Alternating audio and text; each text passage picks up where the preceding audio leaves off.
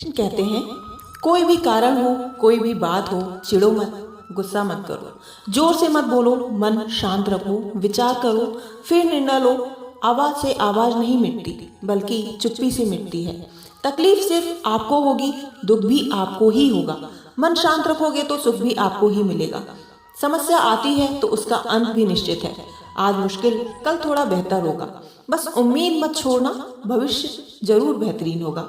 संसार में सभी एक जैसे नहीं हैं, इसीलिए जिसने तुम्हारा साथ दिया उसका साथ दो, तथा जिसने त्याग दिया उसे तुम भी त्याग दो।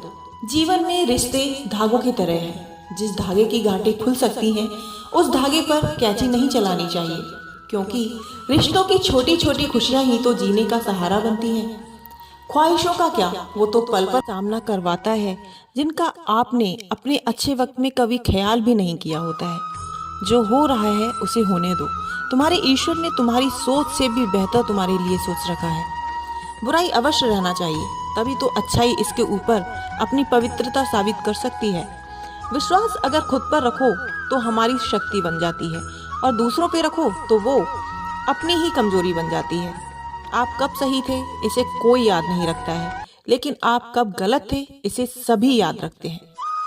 यदि लोग आपके विचारों को गलत बताने की कोशिश करते हैं तो यह आपका कर्तव्य है कि आप अपने विचारों को सही साबित करके दिखाएं।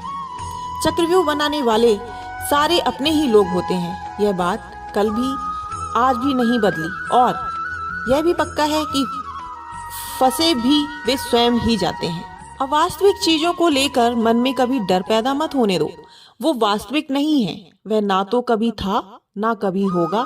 इसके विपरीत जो वास्तविक है वह हमेशा से था, और उसे ना तो बदला जा सकता है ना कभी नष्ट किया जा सकता है।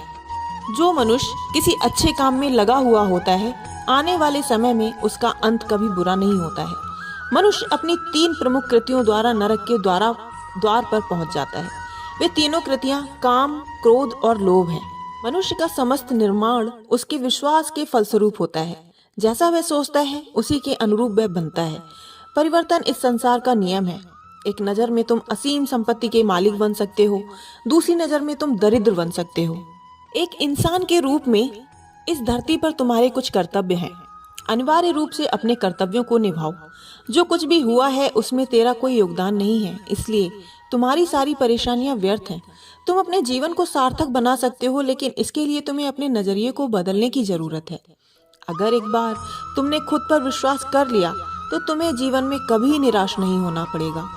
इस दुनिया में तुम प्रेम सभी से करो, लेकिन पूर्ण रूप से विश्वास किसी पर मत करो। जब तुम शुरुआत करोगे तो स्वाभाविक रूप से तुमको असफलता मिल सकती है।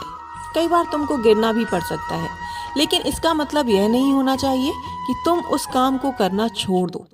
एक समय आएगा जब तुम परिपूर्ण हो जाओगे और तुम्हारे सभी काम सफल हो जाएंगे। एक उपहार तब शुद्ध होता है जब उसको सच्चे दिल से सही व्यक्ति को सही समय पर दिया जाता है, और बदले में कोई दूसरी उम्मीद नहीं करते हैं। कड़े संघर्ष के बाद प्राप्त होने वाला सुख, जिसने आपके दुखों का अंत किया है, ऐसे संघर्ष का पहला कदम आपको कड़वे जहर के समान लगता है, और अंत में आपको अमृत की प्राप्ति होती है। इस तरह का सुख केवल मन की शांति से प्राप्त हो सकता है।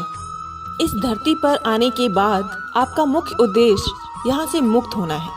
केवल वही मनुष्य मुक्त हो सकता है जो अपने कर्मों में दृढ़ संकल्प के साथ स्थिर है और सुख दुख को समान रूप से सहन करता है। इस विशाल संसार में तुमको केवल कर्म करने की छूट है। इसके अतिरिक्त फल की इच्छा और स्वार्थ सब निरर्थक है। ये सोचकर भी कभी किसी काम की शुरुआत मत करो कि इसका तुमको कोई फल मिलेगा। बिना किसी लालसा के कर्म करो।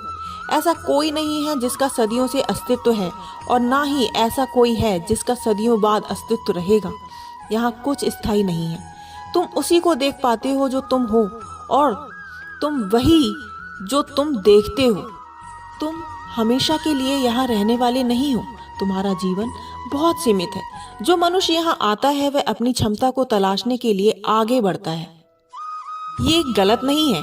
अगर तुम निस्वार्थ भाव से अपनी गति करते हो, स्वाभाविक के द्वारा निर्धारित कर्तव्य का पालन करने से कोई पाप नहीं होता है। मनुष्य को निडर शुद्ध और आध्यात्मिक बनना चाहिए। जीवन का आनंद लो, उदार दिल से बातें करो, किसी पर क्रोध मत करो, किसी का अहित मत सोचो, सभी के सद्भाव के साथ पेश आओ। हम वास्तव में कभी दुनिया का सामना करते ही नहीं हैं। यहाँ रहकर हम जो भी अनुभव करते हैं वे हमारी इंद्रियां हैं।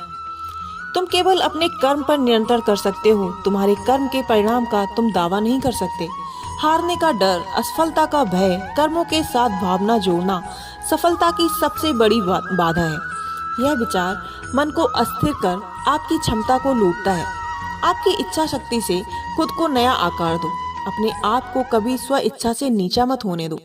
बुद्धिमानी तुम्हारी चेतना को एकीकृत करती है और कर्म के फल के प्रति आसक्ति को त्यागने में मदद करती है। दूसरों के सुख दुख पर कोई यदि इस प्रकार प्रतिक्रिया देता है जैसे वे उसके अपने हैं, तो उस व्यक्ति को सच्चा आध्यात्मिक मान सकते हैं। वे लोग जो केवल कर्म के फल की इच्छा से प्रेरित होते हैं, वे अक्सर दुखी रहते हैं।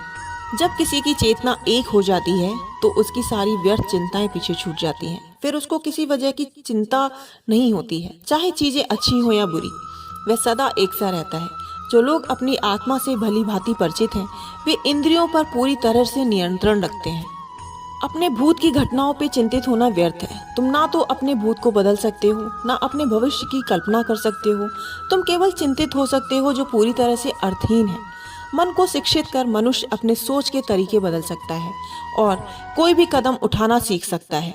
यह योग का केंद्रित सिद्धांत है। संसार में जीवित रहने के लिए कर्म रहना चाहिए। अपने कर्तव्यों से दूर रहकर कर्म से बचने की कोशिश नहीं करनी चाहिए। इस दुनिया का आकार प्रत्येक मनुष्य के लिए अलग अलग है। मनुष्य अपनी सोच और कर्म से इस दुनिया का आकार निर्धारित करता है। अपरिपक्व लोग सोचते हैं कि ज्ञान और कर्म अलग अलग हैं, लेकिन बुद्धिमान उन्हें एक ही मानते हैं। मनुष्य अपने कर्म ज्ञान के अनुसार ही करता है। मृत्यु के समय आत्मा केवल देह को त्यागती है, अपना अस्तित्व नहीं। इसलिए मृत्यु को लेकर कोई भय पैदा मत करो। एक बुद्धिमान और मूर्ख के बीच केवल सोच का फर्क होता है। जिसका कर्म सात्विक है उसका निर्णय बेहतर होगा और वह मनुष्य परिणाम को लेकर भावनाओं में नहीं उलझता है। केवल इच्छाओं को वश में करने से काम नहीं चलेगा, स्वामित्व और अहंकार को भी वश में करना होगा। सात्विक व्यक्ति ऊर्जा से भरा होता है। उसका मन शांत, साधन संपन्न, दयालु और निस्वार्थ और जागरूक होता है। जो बिना मेहनत के बहुत कुछ हासिल कर लेता है, एक समय वह सबसे बड़ा पंगु बन जाता है। मनुष्य भाग्य को अपने हाथ में ले सकता है। वह अपने कर्म के प्रति जिम्मेदार है। अगर किसी तरह वह अपने कर्मों का नियंत्रण करना सीख जाए तो भाग्य उसके नियंत्रण में आ सकता है। सुख 3 प्रकार के होते हैं: निरंतर प्रयास से मिलने वाला सुख, इंद्रियों से मिलने वाला सुख, तामसिक सुख। गीता स्वयं के भीतर का युद्ध है, जहाँ आत्म निपुणता के लिए संघर्ष किया जाता है। कर्म का नियम कहता है कि प्रत्येक घटना का एक कारण और प्रभाव होता है। समान रूप से किए गए कार्य का परिणाम अलग अलग होता है। यह केवल इस बात पर निर्भर करता है कि वह कर्म करता किस प्रकार है। जब मन लगातार दौड़ता रहता है और इंद्रियां भटकती रहती हैं, तो ज्ञान हवा की तरह दूर भाग जाता है और एक जहाज की तरह उड़ जाता है। तुम्हारी अधूरी इच्छाएं तुम्हारी खुशी को मार देती हैं। इसलिए इच्छाओं की कमी एक खुशी की कुंजी है। सबसे बड़ा हथियारा समय है। समय सब कुछ मार देता है। शांत मन, नम्रता, संयम और पवित्रता मन के अनुशासन है। मन चंचलता से भटकता रहता है, यह तुम्हारी एक नहीं सुनेगा। हर बार जब मन गलत व्यवहार करता है तो मन को अपनी बुद्धि से मध्य स्थिति में लेकर आओ। वह काम जिसकी शुरुआत किसी अच्छे उद्देश्य के लिए की गई हो, उसका अंत कभी बुरा नहीं होता। इंद्रियां शरीर से ऊंची हैं, मन इंद्रियों से ऊंचा है, बुद्धि मन से भी ऊपर है और बुद्धि के ऊपर आत्मा है, जो कि सर्वोच्च है। जो मनुष्य आत्मा को जान लेता है वह सब कुछ जान लेता है। इसलिए शांत होना बहुत जरूरी है। शांति से सभी दुखों का नाश हो जाता है। ऐसे शांतचित्त व्यक्ति की बुद्धि पूर्णतः स्थिर हो जाती है। जय श्री कृष्ण।